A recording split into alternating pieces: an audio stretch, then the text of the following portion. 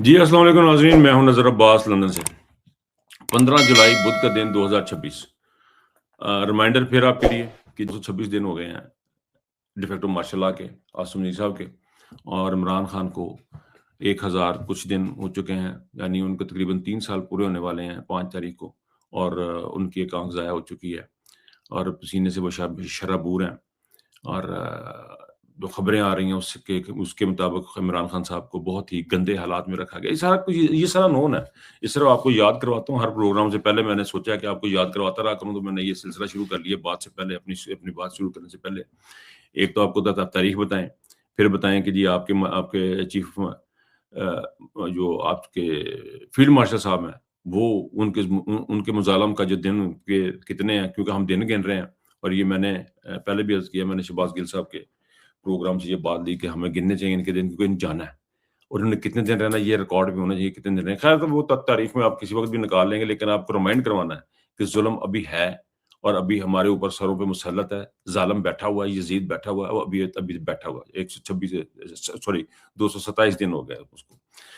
अच्छा जी, इमरान खान साहब की फिर वही वहाँ पे बहुत गर्मी है पाकिस्तान में, और वो आपको याद दिलाना बताना इसलिए ज़रूरी है कि आपकी मेमोरी बहुत शॉर्ट है, और उसकी वजह फिर आप लोगों को चीज़ें याद नहीं रहती।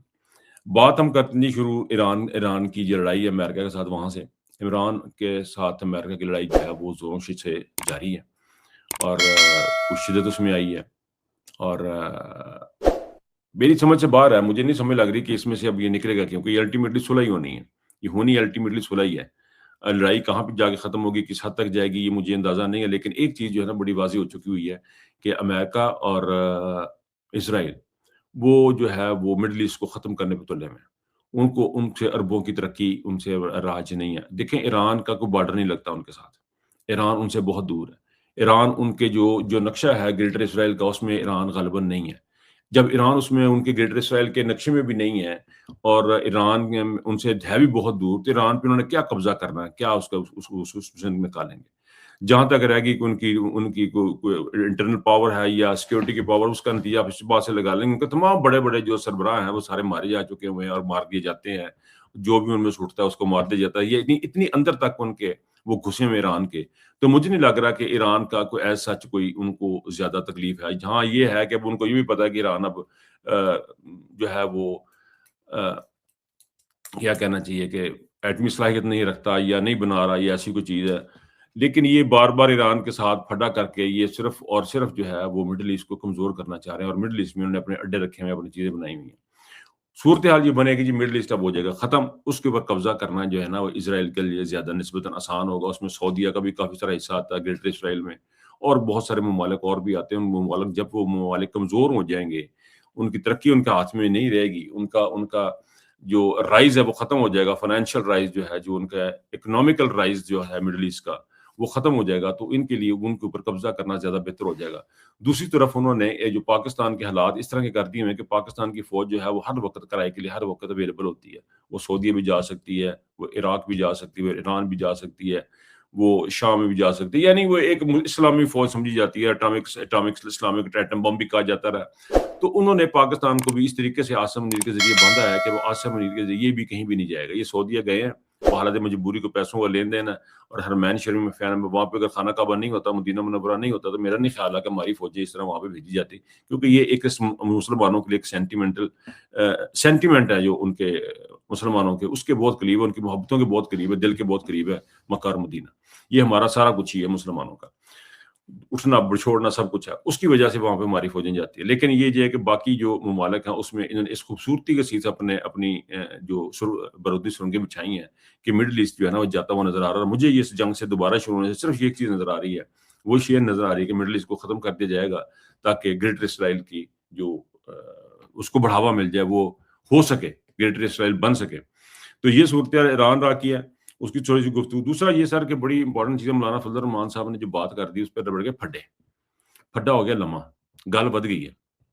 पवन चौधरी जैसे लोग जो हैं, वो के उठ-उठ के मौलाना फजल रहमान को बता रहे हैं कि जी तुमने ये क्यों बात कर दी, वो क्यों बात की। बात बड़ी लॉजिकल है, बात बड़ी लॉजिकल है। देखें, आप जब किसी डिपार्टमेंट में जाते हैं, अगर आप वापडा में जाएँगे और आप लाइनमैन वहाँ पे भर्ती हो जाएँगे, तो आपको पता है कि आपको खंभों पे चढ़ना पड़ेगा, तारों के साथ खेलना पड़ेगा, تو ہو سکتا ہے کہ آپ کو کرنٹ لگ جائے, کوئی ایسی چیز بد احتیاطی کریں ایسی کہ آپ کی جان بھی جا سکتی ہے. تو خطرے والا کام ہے, خطرے والی جاب ہے.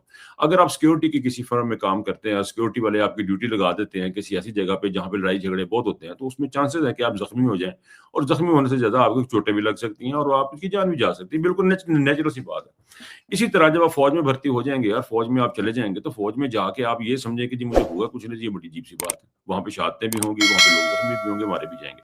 دوسرا یہ کہ آپ نے سرحدوں کی حفاظت کرنا ہے. سرحدوں کی جب حفاظت کرنے کا آپ کے جب ذمہ لگتا ہے, تو آپ نے سرحدوں میں وہاں جھڑپیں بھی ہوتی, چیزیں بھی ہوتی. پھر یہ رینجرز جو ہیں وہ ان کو استعمال کیا جا رہا ہے پاکستان کے اندر بہت ساری جگہ میں. پہلے کراچی میں استعمال کرتے رہے, اور اب وہ پنجاب میں استعمال ہوا. عمران خان صاحب کی گرفتاری کے لیے بھی ان کو استعمال کیا گیا. آپ مجھے بتائیں, جب ایسے حالات میں آپ عوام کے سامنے لا کے ان کو فورسز کھڑا کریں گے اور عوام کے بندے ماریں گے, تو اندر سے کوئی بھی بندہ ریٹیلیٹ کر سکتا. کوئی بھی, آپ کو نہیں پتا کہ آگے موب میں کون ہے, وہ کیا کر رہا ہے, تو وہ آپ کے اوپر حملہ کرے. تو ایسے میں شہادتیں ہونے کا دونوں طرف خطرات ہے.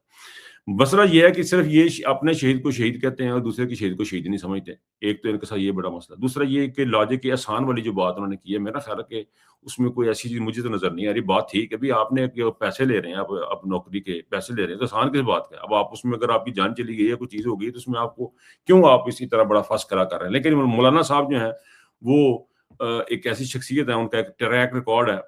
25 سال تک بندہ نا اپنے آپ کو اپنی طبیعتیں چینج کر لیتا ہے. خامر مولانا صاحب کی آدمی ایج میں جا کے بندہ طبیعت نہیں اپنی طبیعت چینج نہیں کر پاتا. تو یہ یقیناً ان کے ساتھ کوئی ایسا تراؤ کیا گیا یا ہاتھ کیا گیا, یا اندر سے ان کو ایک اشارہ آ گیا کہ تم نے یہ بات کرنی ہے.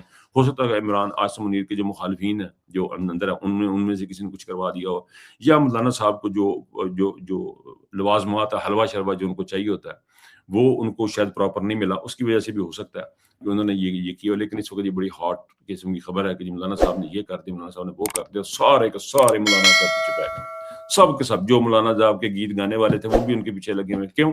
کیونکہ اسٹیبلشمنٹ اس وقت اس دوراہے پہ کھڑی ہے اور اتنی ان کی پینیٹریشن ہے کہ انہوں نے یہ کام کروایا.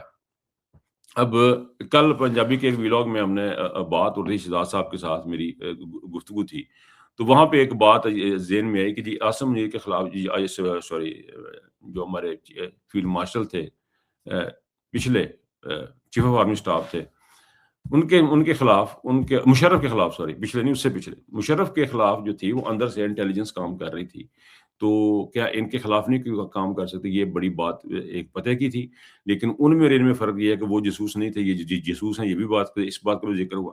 سو لگتا یہ ہے کہ انہوں نے اپنی مہارت کے ساتھ جو ہے نا عاصم منیر صاحب نے فوری طور پہ اپنی کرسی جو ہے نا اس کو مضبوط کیا ہوا, اس کو سنبھال کے رکھا ہوا, اس کو طاقتور کیا ہوا, آئین کی جو اتھر پتھر کر کے چیزیں ادھر ادھر کر کے اپنے آپ کو سیٹ کیا ہوا. اور مجھے لگتا ہے کہ اس پورے سیٹ کرنے میں پورا جو اسٹیبلشمنٹ کا یہ رجیم ہے, اس میں صرف اکیلا عاصم منیر نہیں ہوگا, اس میں پورے کا پورا ان کا ایک سرکل ہے جو ہوگا. لیکن اس سارے کو مضبوط کرتے کرتے ہوا یہ ہے کہ پاکستان کی اکانومی بہت کمزور ہو گئی ہے, اور پاکستان کی اکانومی اتنی کمزور ہو چکی ہے کہ اب یہ لوگوں کو فکر پڑ گئی یار جس بندے کو ہم نے اتنا مضبوط کیا, اس میں آئی ایس آئی انوالو تھی, اس میں ایم آئی انوالو تھی, آئی بی انوالو تھی, یہ تمام ادارے انوالو تھے. ان کو اسمبلی ممبران کو پکڑ لیا, کسی کو مار دیا, کسی کو اٹھا لیا, پھر لیجسلیشن پاس کروانے میں, ججوں کو چینج کروانے کے, ججوں کے گھروں میں کیمرے لگانے میں. تو ایک بڑے پیمانے پہ انہوں نے یہ رجیم عاصم منیر صاحب کو جو کہ اسرائیل کے جو مقاصد ہیں ان کو پورے کرنے کے لیے ان کو یہاں پہ بٹھایا, تو انہوں نے اور عمران خان کو اندر کیا, اور یہ سارا کچھ کر آ کے ان کا ہاتھ ہوا یہ ہے کہ اب پاکستان کی اکانومی ہو گئی ہے بالکل خراب. پاکستان میں روٹی کھانے کو نہیں ہے, پانی پینے کو نہیں ہے, سمپل سی کہانی ہو چکی ہوئی ہے. بجلی جلانے کو نہیں ہے, چولہا جلانے کو نہیں ہے, بجلی ہوا لینے کے لیے نہیں ہے. تو پاکستان جو ہے ٹوٹلی ڈن ہو چکا ہے. پاکستان ایک فیل اسٹیٹ بن چکا ہوا ہے, پاکستان ٹوٹلی کولیپس کر چکا ہوا ہے. صرف اب یہ کہ پاکستان کیونکہ کولیپس کر چکا ہوا ہے, چونکہ یہ بلڈنگ نہیں ہے, ورنہ ہوتا تو نیچے گر جاتا. لیکن یہ ویسے ہی آپ کو جو پاکستان کا گرنا ہے, جو پاکستان کی جو اکانومی آپ کو بتا رہی ہے کہ پاکستان کہاں پہ کھڑا ہے, لوگوں کی بھوک ننگ آپ کو بتا رہی ہے کہ پاکستان کہاں پہ کھڑا ہے. تو یہ پاکستان کا حساب کر دے. لیکن اندر جو ہے بات یہ ہو رہی تھی, اندر سے جو لوگ ہیں وہ اتنے طاقتور نہیں ہو پا رہے, یا ان کو پروموشن نہیں دی جا رہی, یہ چیزیں نہیں کی جا رہی, وہ اندر سے جو ہے. لیکن ایک چیز میں سخت جو ایک نیچرل سا عمل ہے اس کو میں دیکھتا ہوں کہ میری باڈی کو اگر میں نے کچھ چیز غلط کھا لی ہے, یا بخار ہو گیا, یا کچھ چیز ایسی میرے اندر باڈی کے اندر کوئی خرابی ہوگی, تو اس سے مجھے یا تو مجھے بخار ہو جائے گا, یا مجھے تکلیف پین شروع ہو جائے گی, یا مجھے وومٹنگ شروع ہو جائے گی. اور वोमिटिंग के बाद आपने अक्सर देखा होगा उल्टियाँ करने के बाद आपको तबीयत थोड़ी-सी संभल जाती है, थोड़ी-सी बेहतर होती है। इसका मतलब कि आपने जो गंदगी जो गलाज़त थी वो बाहर निकाल दी हुई है। अब जो ये सिस्टम है वो ये जो गंदगी हमारे ऊपर मुसल्लत है आसिम मुनीर की शक्ल में, शहबाज शरीफ की शक्ल में, मरीम की शक्ल में, ये किसी वक़्त निकलेगी बाहर। ये कोई अगर वोमिट नहीं करेगा तो ये कोलैप्स तो ऑलरेडी कर चुका हुआ है। इसका भी और क्या होना। तो ये इसकी इसकी इस जिस्म की मौत होती नज़र आ रही है। जिसका नाम हमने पाकिस्तान रखा, जिसका मतलब ला इलाहा इल्लल्लाह है और जिसके लिए इमरान खान अंदर जेल में बैठा हुआ है। तो ये सूरत-ए-हाल जी इनकी एस्टेब्लिशमेंट की। वो सरसरी बात मेरे ज़हन में आई तो मैंने आप लोगों को बता दी कि ये सिस्टम जो है उसने कोलैप्स करना, वो पाकिस्तान कोलैप्स कर चुका हुआ है। जहाँ पे कानून नहीं है, सीसीटीवी आपके कंट्रोल में नहीं है, बहुत सारी चीज़ें लड़ रही हैं। मेरे जहाँ तक मेरी इन्फॉर्मेशन काम करती है या मेरा क्यास काम करता है, जो मुझे समझ आ रही है, वो ये है कि जी पाकिस्तान की तमाम एजेंसियाँ आपस में लड़ रही हैं। ये एजेंसियाँ आपस के अंदर लड़ रही हैं, वो कहता मैं तगड़ा, दूसरा कहता मैं तगड़ा। MI, MIB अंदर भी इनके बड़े रोले होते हैं। वो कहता अच्छा इसको वो हमारा बंदा जी, वो तो IB वालों ने उठाया था, वो कहता जी हमारा बंदा हमारा छोड़ा हमारा। और जिसके जहाँ ताल्लुकात हैं वो अपना ताल्लुकात का जोर लगाता है। यानी अगर A के ताल्लुकात हैं, उनका बंदा उठाया गया तो B ने उठाया तो B वाला कहेगा कि जी मैं A को उठाया, ये इनका झगड़ा है। और ये जो अंदर की लड़ाई है, ये पाकिस्तान के लिए नुकसानदेह साबित होती जा रही है। चीज़ें इस तरह आगे बढ़ती जा रही हैं, जो कि हमारे इख्तियार में, कंट्रोल में नहीं होंगी। और पाकिस्तान जिस तरह का अदालतें भी कोई नहीं है, पुलिस भी कोई नहीं है, एक चल तू चलाल तू है, वो वाला हिसाब किताब है। तो ऐसे में लगता यही है कि मौलाना फजल रहमान की जो गुफ्तगू है उसके भी कुछ ताने बाने कहीं न कहीं मिलते होंगे और एस्टेब्लिशमेंट के अंदर भी कुछ ऐसी चीज़ें हो सकता है कि हों, जो कि हमें अभी इस वक़्त नज़र ना आए, लेकिन आने वाले वक़्त में हमें नज़र आएँगी। पाकिस्तान की शायद इसमें से कोई बेहतरी निकल आए, उल्टी आ जाए, बंदा जो है गंद बाहर आ जाए, तो सुकून आ जाए कोई जिस्म नूं पाकिस्तान में भी। अच्छा जी, एक बड़ी मैंने एक क्लिप देखा है, एक छोटा-सा मैंने एक यूं समझें कि स्क्रीनशॉट मैंने एक देखा है और वो बता रहा जी 4 दफा माल समेत रेड़ी ले गए हैं। एक बंदा बता रहा जी, वो 4 दफा माल समेत मेरी रेड़ी ले गए हैं। कलमा पढ़ के कह रहा हूं कि 2 साल से कपड़े नहीं लिए, जूती टूटी हुई है, नई लेने के लिए पैसे नहीं है, पैर जख्मी हो गया है, घिस घिस कर मेरा बच्चों में नंगे पाँव तकरीबन टूटी जूती के साथ उसका कहते हैं मेरे पाँव घिस गए हैं। ये कुछ साहब है वो बता रहे हैं। बच्चों के उठने से पहले घर से निकल आता हूँ और जब बीवी बच्चे सो जाते तो घर जाता हूँ कि बच्चे 20-30 रुपए की कोई चीज ना मांग लें। लाहौर के मफलूक हाशिए से गुफ्तगू। ये जी है पाकिस्तान की सूरत हाल। और ऐसी सूरत हाल में आप मुझे बताएं कि पाकिस्तानी कौम का क्या बनता, का क्या काम करना बनता है।